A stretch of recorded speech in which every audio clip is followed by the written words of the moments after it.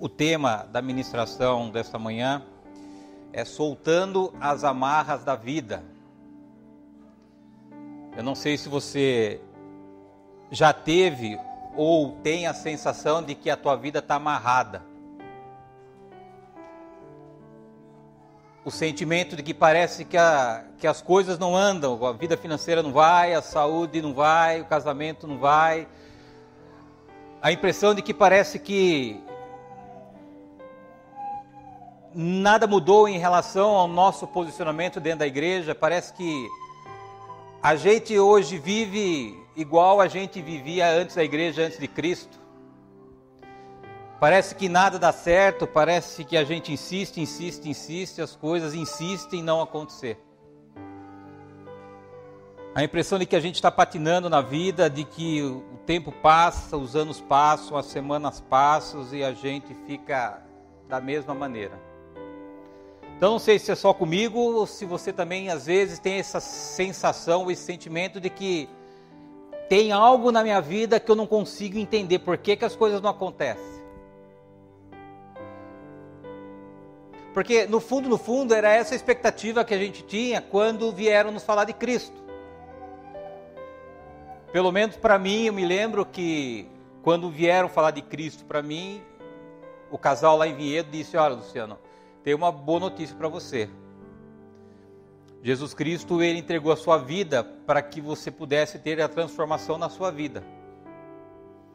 E foi com essa expectativa que eu fui para a igreja, foi com essa expectativa que eu decidi caminhar com o Evangelho do nosso Senhor Jesus. Mas por um bom tempo, nada mudou. Por um bom tempo eu caminhava na igreja, eu estava louvando, adorando a Deus, participava dos processos, mas eu olhava para a minha vida, tinha coisas na minha vida que insistia, me parece, de ficar exatamente como era antes. E talvez você hoje carregue esse sentimento na tua vida profissional, na tua vida financeira. Talvez você, assim como eu, quando você decidiu entregar a tua vida para Cristo, a tua expectativa era que talvez você estivesse vivendo hoje coisas diferentes. Quando a gente ouve o Wagner falar de que nós somos herdeiros, co-herdeiro, e isso é verdade, mas às vezes isso não tem conexão com a nossa vida. A gente fala que você é filho aceito e amado de Deus, que você está em Cristo, Cristo está em você, que você está nas regiões celestiais, que o Espírito Santo, que é a terceira pessoa da Trindade, que é o próprio Deus que habita dentro de você. Daí você olha para o que você está vivendo e fala: cara, esse negócio não tem convergência com aquilo que eu estou ouvindo. A minha vida financeira não vai, os meus negócios não caminham, meu casamento não se acerta, eu não consigo me curar dessa crise emocional, eu não consigo me livrar dessa enfermidade, e aí a gente entra em parafuso. O que eu estou fazendo na igreja? Parece que aquilo que a gente ouve não é para nós, mas é só para os outros. A gente vê a pessoa prosperando, a gente vê a pessoa num caminho diferente do nosso e a gente acaba achando que a gente não é merecedor de receber aquilo que as outras pessoas também estão recebendo. Então, quando a gente foi para Cristo, era essa a expectativa que a gente tinha. As coisas vão mudar. As coisas vão melhorar. Nasceu naquele instante no nosso coração uma expectativa de que não só mais eu sozinho agora, mas com Cristo eu posso alcançar aquilo que sozinho eu não conseguia mais alcançar.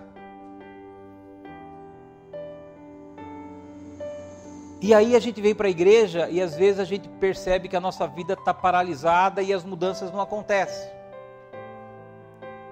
Por mais que a gente se esforce, por mais que a gente lute, por mais que a gente tente acreditar naquilo que a gente ouve, a gente olha para a nossa vida e a nossa vida está paralisada. Vem aquele sentimento de impotência, aquele sentimento de tristeza, insegurança, angústia, e a gente vive da mesma maneira dentro e fora da igreja, sempre com essa sensação de que as coisas não estão mudando. Aí, para piorar, vem as pessoas que se colocam como juízes, sem saber aquilo que a gente está passando, e começa a te julgar. Como se nós gostássemos de sofrer. Como se nós gostássemos de ter a nossa vida paralisada. E o que acontece, querido? Por que às vezes tem áreas da minha vida e na tua vida que estão paralisadas? Se a Bíblia é a boca de Deus, se a Bíblia é o coração de Deus, e a Bíblia diz que nós fomos morar no céu, por que a minha vida não reflete essa minha residência? E eu creio, querido, que você está no céu hoje. Eu creio que o que Deus tem para a tua vida é muito maior do que aquilo que você está vivendo. Porque a Bíblia diz que Deus é um Deus de verdade, que é um Deus fiel, que cumpre aquilo que Ele prometeu na tua vida. Mas ora, por que então eu não vivo isso, Luciano? Faz anos que eu estou buscando isso, faz anos que eu estou ouvindo você falar sobre filhos, sobre identidade, mas eu não consigo ver de fato nada concreto de mudança na minha vida. Abra a tua Bíblia, por favor, em Colossenses capítulo 1, versículo 13. Colossenses 1, 13.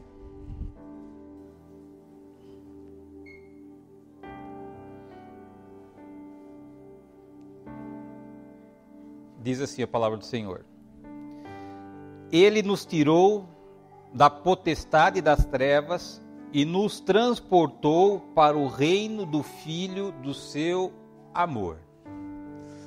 Então olha aqui o que Deus está dizendo para mim e para você, que Ele nos tirou do império das trevas, Ele nos tirou do sofrimento, Ele nos tirou da escuridão e nos transportou para o reino da luz. Então a Bíblia está garantindo para mim e para você que quando você decidiu entregar a tua vida para Cristo, você saiu do lugar onde você estava. Você pertencia a esse mundo caído, controlado e dominado pelo pecado, e você foi transportado para o reino de Deus. É isso que a Bíblia está nos ensinando aqui. Agora, e por que a gente não vive isso? Se a Bíblia é o coração de Deus, se Deus é a verdade, e se aquilo que eu preciso crer é o que está escrito na Bíblia, por que por mais que eu me esforce, por que por mais que eu me dedique na igreja, as coisas não acontecem na minha vida e as coisas não transformam e aquilo que é paralisia continua ainda trazendo paralisia na minha vida? Por que isso não acontece, querido? Por que a gente não vive aquilo que a Bíblia diz que a gente tinha que viver? Vai em João 11, vamos entender o que acontece, queridos. João capítulo 11, do versículo 38 até o 45.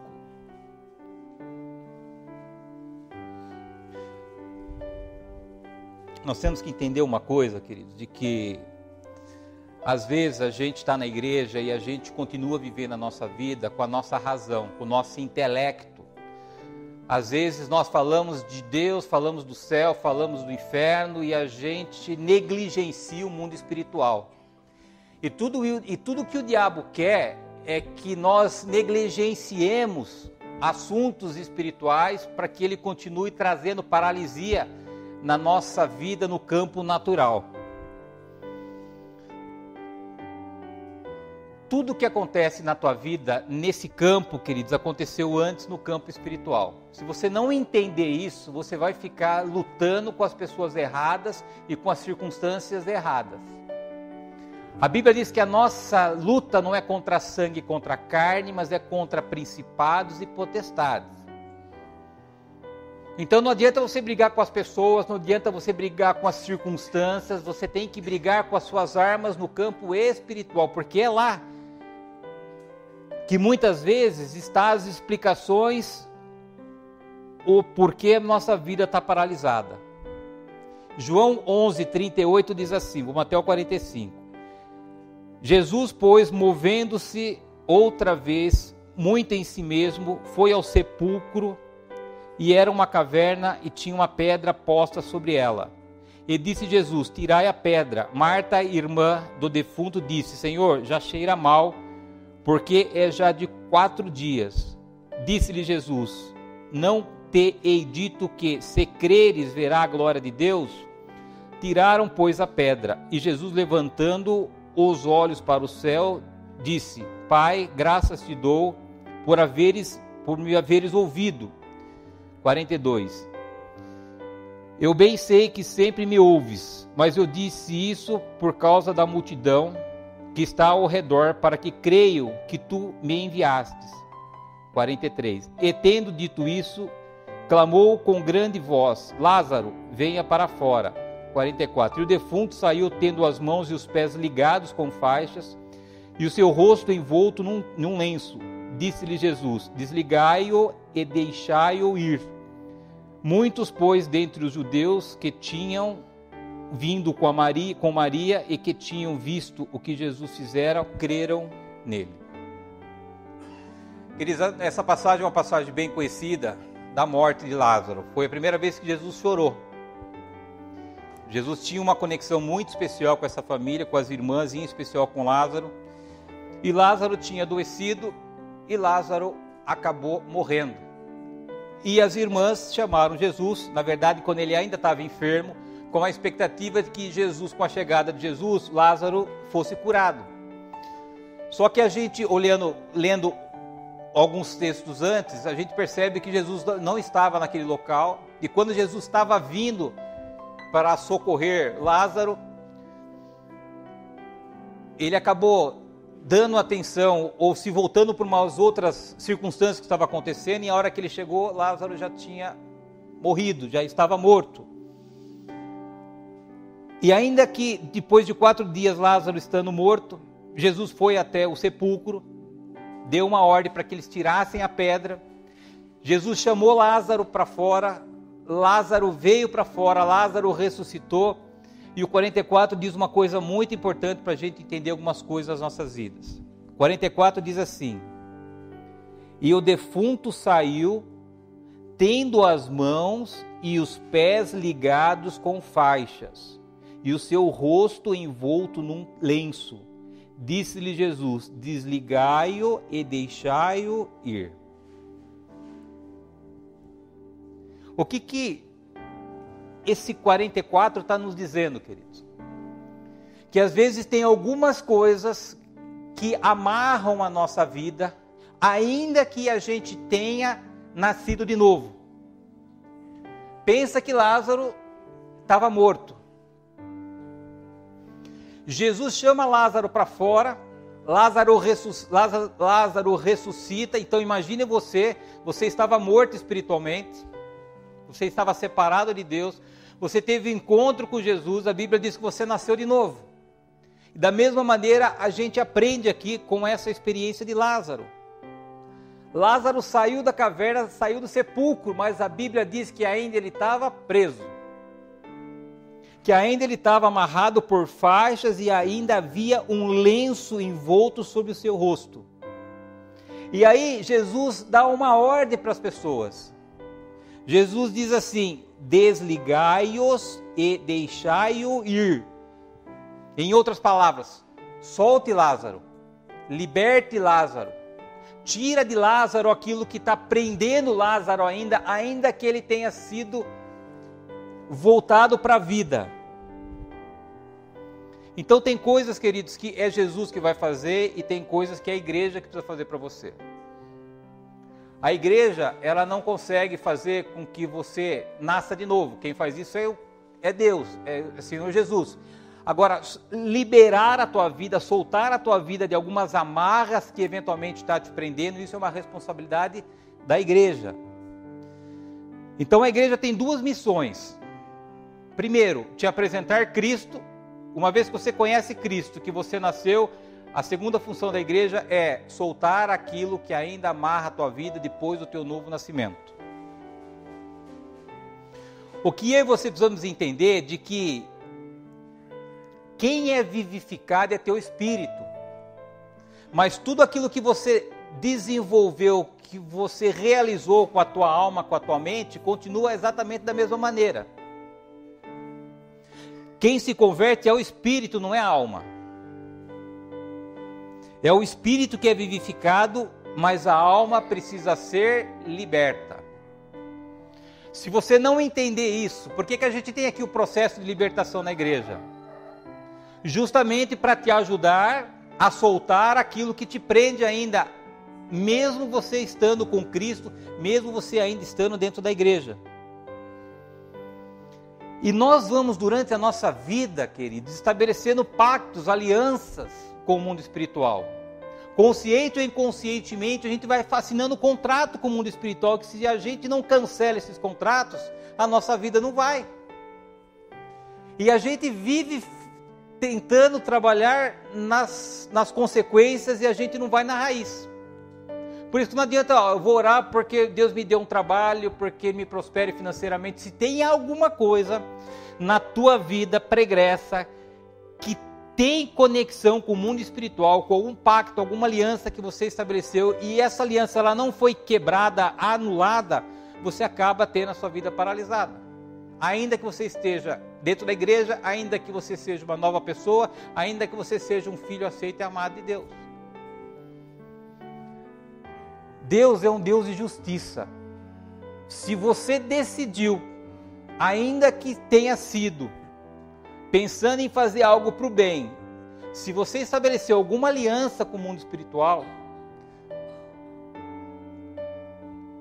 Deus, na sua justiça, Ele vai respeitar essa aliança até o momento em que você renuncia essa aliança. O que normalmente nós fazemos, queridos? Nós vamos sempre atrás do efeito e a gente nunca se preocupa com a causa. Já se perguntou por que você não consegue trabalho? Ou por que a tua vida financeira ela não é de acordo com aquilo que o Wagner disse, de que eu sou co-herdeiro de Cristo, tudo aquilo que é de Deus é meu por herança? Por que isso não acontece? O que a gente faz? A gente ora por trabalho, a gente ora por negócio, a gente ora por emprego, a gente sempre está focando naquilo que é consequência, a gente não vai procurar identificar o que está levando essa vida ou essa paralisia que eu tenho vivido na minha história. O que nós precisamos entender é de que a gente tem que identificar a raiz do problema. Por que lá no nosso processo de libertação tem um questionário lá de umas 30 páginas lá? Porque a gente tem que identificar. Cara, se você está com depressão hoje, depressão é um sintoma, tem alguma coisa que não foi resolvida na tua vida passada, que está levando a você viver com depressão, mas o seu problema, em última instância, não é a depressão. É aquilo que está levando você a ter esse sentimento de descontrole emocional. Então a gente ora assim, para que Deus cure a nossa depressão, a gente ora para que Deus cure a nossa enfermidade, a gente ora para que Deus mude essa nossa falência financeira, e a gente precisa atuar na origem. Porque se tem algo nos prendendo, queridos, não adianta ficar orando para Deus. A gente tem que identificar o que é e resolver essa questão. E essa é a estratégia do diabo. O diabo quer que a gente fique trabalhando na consequência e a gente não identifique a raiz. Porque uma vez que a gente identifica a raiz, eu mudo a consequência. Ele quer desviar o nosso foco para que a gente fique tomando analgésico contra uma febre, mas a gente não identifica a infecção. Se eu tenho uma infecção hoje espiritual na minha vida, queridos, não adianta ficar tomando Novalgina. Você vai se esforçar para controlar a tua febre, mas aquilo que está te causando prejuízo vai continuar instalado lá dentro de você. Então é uma manhã da gente entender algumas coisas que são fundamentais, queridos, para que você acabe com qualquer paralisia que está instalado na tua vida. É uma manhã da gente identificar as nossas infecções e se preocupar menos com a nossa febre. A gente sempre está querendo resolver a nossa febre. E o Espírito Santo hoje vai tentar, ou nós vamos tentar com a ajuda do Espírito Santo compreender algumas coisas que a gente está vivendo. As minhas experiências com libertação, queridos, tem basicamente 5 pontos principais onde a gente às vezes está amarrado, que está trazendo paralisia na nossa vida e a gente não se dá conta. São 5 pontos que na minha experiência, cobrem 90% hoje da tua vida espiritual. E a gente vai entender na Bíblia quais são esses 5 pontos, e se o Espírito Santo te falar no teu coração, cara, tem um negocinho aqui, ó, renuncia esse negócio, quebra aqui, para que a paralisia seja separada da tua vida, para que você viva a vida que Deus quer que você viva. E nós vamos passear na Bíblia para a gente entender biblicamente quais são esses 5 pontos, queridos. Primeiro vai em Provérbios, Provérbios 28, 13.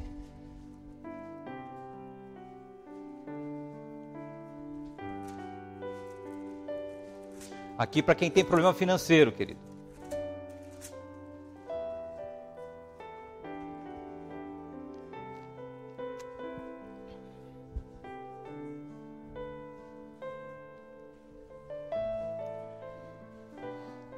Vinte e oito, 13.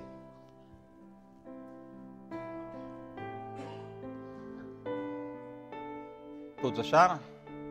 Diz assim, livro de Provérbios, capítulo 28, versículo 13.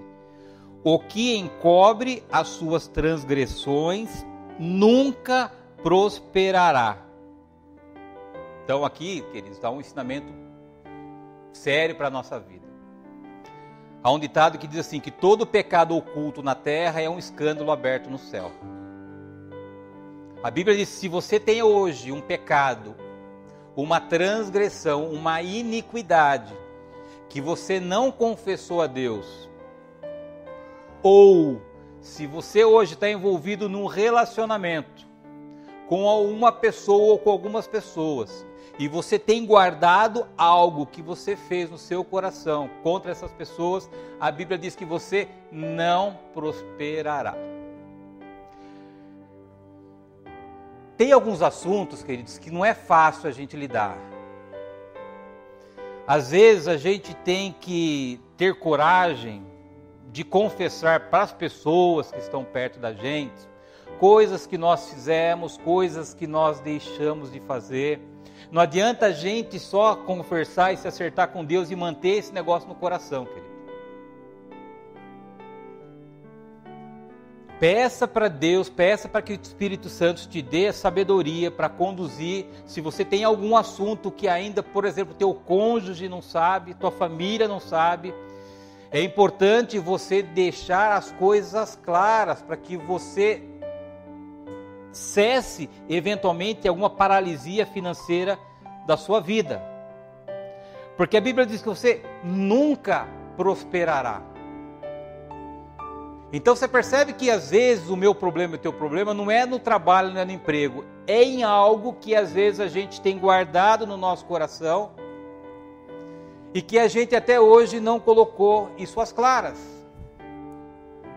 Então isso, por exemplo, a Bíblia diz que é um ponto onde pode justificar ou explicar eventualmente paralisia na nossa vida financeira.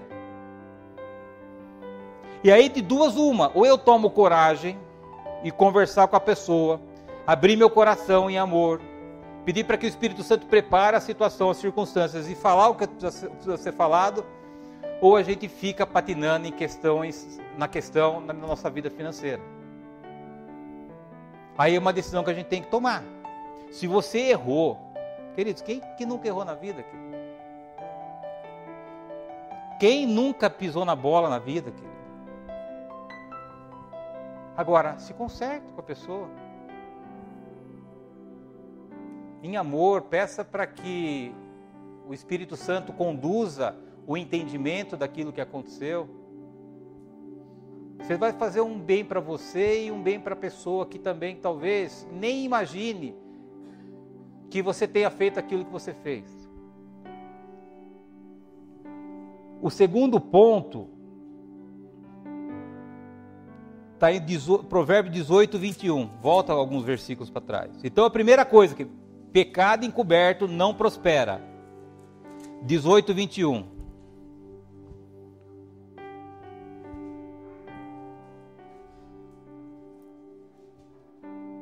Eu ministrei sobre isso aqui alguns cultos atrás.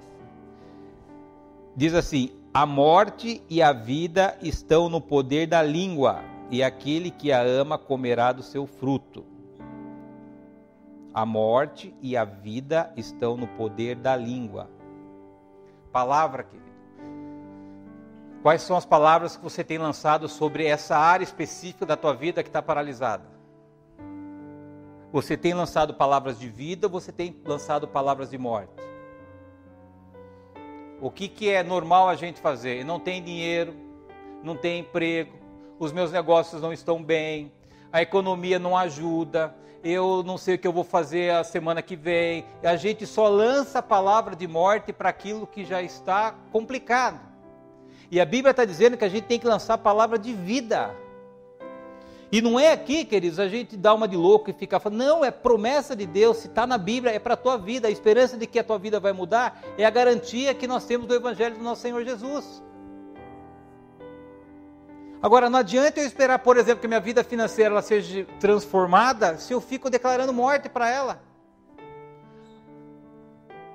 A Bíblia diz que nós somos transportados do império das trevas para o reino da luz. Então nós não estamos hoje, e nós não somos vítimas hoje, desse sistema que hoje está construído aí. Se tem previdência aprovada, se não tem previdência aprovada, isso não tem nada a ver com a tua vida, porque hoje você mora nas regiões celestiais em Cristo Jesus. Então, eu quero desafiá-los a você começar a lançar a palavra de vida sobre essa área paralisada. Não aceito mais isso para a minha vida. Eu declaro vida para a minha vida financeira, eu declaro vida para o meu casamento, eu declaro vida para os meus relacionamentos, eu declaro vida para a minha saúde emocional, minha saúde física. E em voz alta, porque o mundo espiritual, queridos, ele precisa ouvir o que você está dizendo. Deus é onisciente, mas o mundo espiritual maligno não, ele só move de acordo com aquilo que sai com a tua boca. Se sai palavra de vida, Deus atua na vida, mas se há palavra de morte, você está chancelando no mundo espiritual as palavras de morte. Então a primeira coisa que pode ser raiz, queridos, e aí cada vida é uma vida, cada história tem uma história. Primeira coisa, pecado não confessado. Não é só para Deus não, mas para as pessoas que vivem perto da gente. Segunda coisa, palavra de morte. Terceira coisa, vai em Salmo 115, volta um livro, antes do provérbio.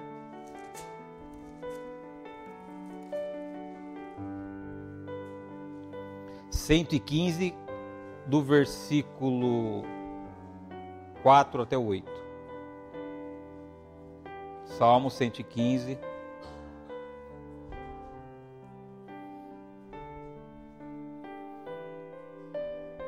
Aqui está falando de idolatria. Se você veio hoje para o Evangelho do nosso Senhor Jesus Cristo e não renunciou o envolvimento com idolatria na sua vida, a Bíblia diz que a gente vai ficar que nem uma estátua. 115, 4 diz assim: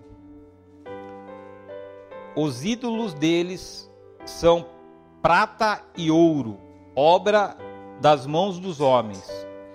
Tem boca, mas não falam, tem olhos, mas não veem. Tem ouvidos, mas não ouvem, nariz tem, mas não cheiram. Tem mãos, mas não apalpam. Tem pés, mas não andam. Nem som algum sai da sua garganta. Tornem-se semelhantes a eles os que os fazem e todos os que neles confiam. A Bíblia, ela absolutamente condena idolatria. Se lá no teu passado, como eu tinha, envolvimento, queridos, em idolatrar imagens, a Bíblia diz que a gente vai ficar igual às imagens. A gente vai ter olho, mas não vai enxergar. A gente vai ter boca, mas não vai falar. A gente vai ter olhos, mas não vai enxergar.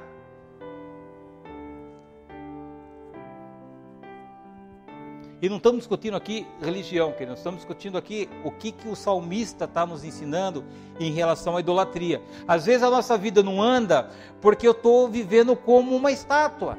Porque lá no meu passado, consciente ou inconscientemente, eu tive envolvimento com idolatria e eu não quebrei isso na minha vida, sendo que a Bíblia deixa claro que isso aqui é algo que Deus abomina. Aí eu não consigo entender, mas por que a minha vida não muda? Por que eu estou dentro da igreja e as coisas lá atrás, queridos, tem pactos, tem aliança, tem contrato que a gente estabeleceu com circunstâncias que Deus abomina. O quarto ponto, então o primeiro eu falei para vocês que é pecado encoberto, segundo, palavras de morte, terceiro, idolatria. O quarto, vai em Deuteronômio,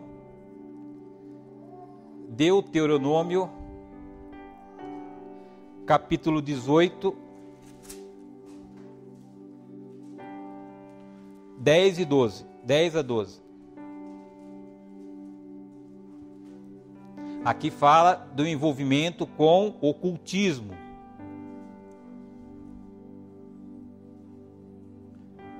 Deuteronômio capítulo 18, 10 a 12.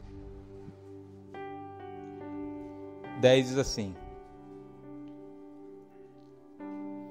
entre ti se não achará quem faça passar pelo fogo seu filho ou a sua filha, nem adivinhador, nem prognosticador, nem agoceiro, nem feiticeiro, nem encantador de encantamentos, nem quem consulte um espírito adivinhante, nem mágico, nem quem consulte os mortos. Pois todo aquele que faz tal coisa é abominação ao Senhor, e por essas abominações o Senhor, teu Deus, as lança fora de diante de ti. O quarto ponto que pode trazer paralisia nas nossas vidas é o nosso envolvimento com o ocultismo, nosso envolvimento com o espiritismo, nosso envolvimento com o mundo espiritual, diferente do mundo espiritual verdadeiro que a gente conhece através do Evangelho do nosso Senhor Jesus Cristo. Se eu e vocês sabem disso porque eu já falei, eu jogava futebol quando eu era pequeno, a minha mãe me levava lá num centro espírita e eu era consagrado lá para um demônio chamado Caboclo Itibiara. E a minha mãe, na sua maior boa vontade do mundo, querendo que eu conseguisse realizar os meus sonhos, me levava em algo que estava me trazendo prejuízo, porque ela não entendia isso. E às vezes nós também fomos levados, ou talvez a gente mesmo se envolveu com questões espirituais, pensando que a gente ia fazer o bem, e de repente está nos trazendo um prejuízo. Porque nenhum lugar, queridos, que distorce o Evangelho do nosso Senhor Jesus Cristo, ele vai dizer que ele está distorcendo o Evangelho do nosso Senhor Jesus Cristo. Ele sempre vai te levar a entender que você está indo lá para fazer o bem para você. E a gente, por necessidade, a gente acaba se envolvendo com isso, pela nossa ignorância, pela nossa falta de conhecimento, e às vezes a gente é presa fácil do mundo espiritual e a gente não entende por que tem paralisia na nossa vida. Mais uma área que a gente precisa renunciar na nossa vida. Todo envolvimento que você tem com o ocultismo, com o espiritismo. Porque a Bíblia diz que Deus, ele, como é que diz aqui no 12? Deus lança fora diante de ti. E o último ponto, queridos, assim, eu posso garantir para vocês que é o mais, principalmente na nossa igreja, o mais comum acontecer. Vai em Mateus 18, Novo Testamento, Mateus capítulo 18.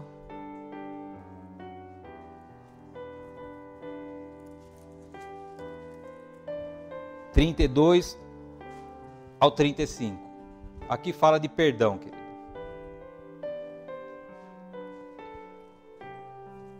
Nos processos de libertação da igreja, 95% das pessoas são libertas no nosso processo. 5%, em média, não são, por causa de duas coisas. Primeiro, acabaram não falando tudo o que tinha que falar por constrangimento, ou recusaram-se a perdoar alguém.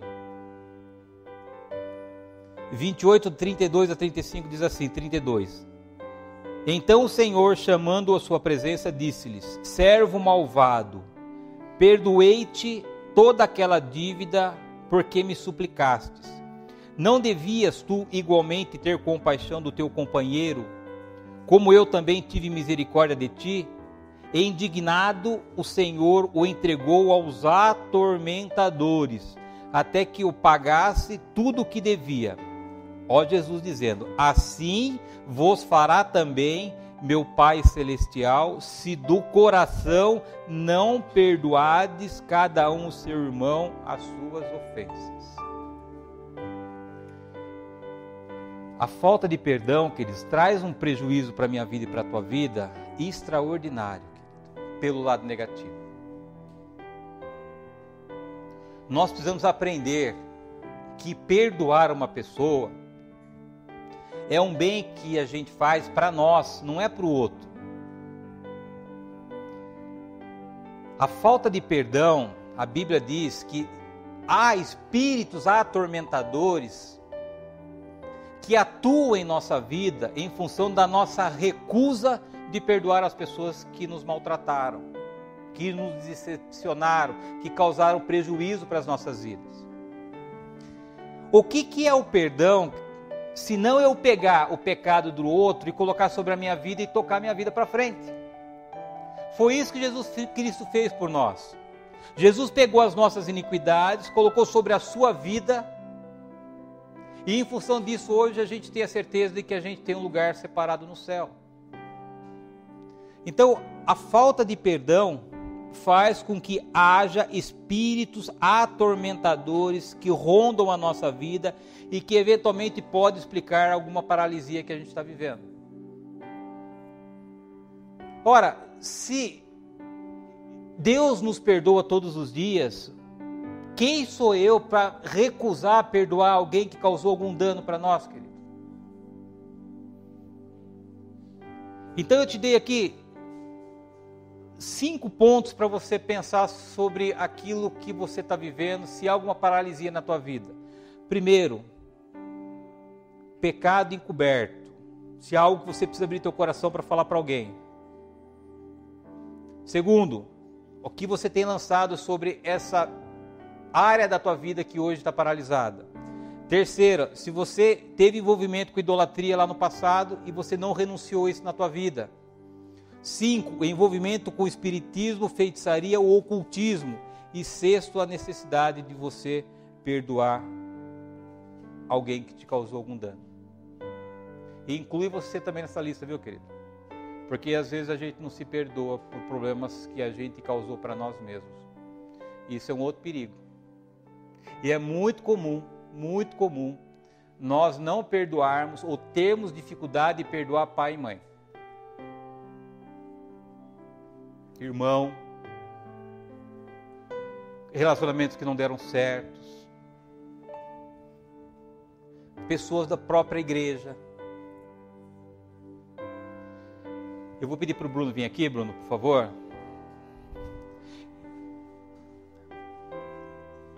Eu gostaria de pedir para você ficar de pé por um minuto.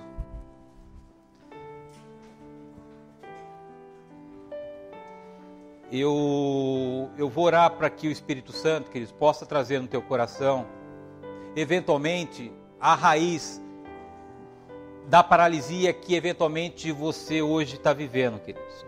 Em todas as áreas da tua vida. Nós somos chamados para ser livres. Mas a gente tem que entender que nós temos um mundo espiritual, que nós estabelecemos pactos, alianças, fazemos contrato com o mundo espiritual e que a gente tem que anular. E a gente anula com o poder da palavra. Como é que você anula um contrato, uma aliança, um pacto que você fez? Renunciando. Declarando que a partir desse instante você reconhece que você se arrepende, pede perdão para Deus e que você anula todo o poder dessa ação que você teve na tua vida. E você precisa no campo natural ter coragem, queridos, e olhar para a pessoa que talvez você precisa falar algo, e ainda que você tenha preocupação naquilo que vai acontecer, você tem que pôr para fora aquilo que você tem guardado no teu coração. A Bíblia deixa claro, aquele que encoberta seus pecados nunca prosperará.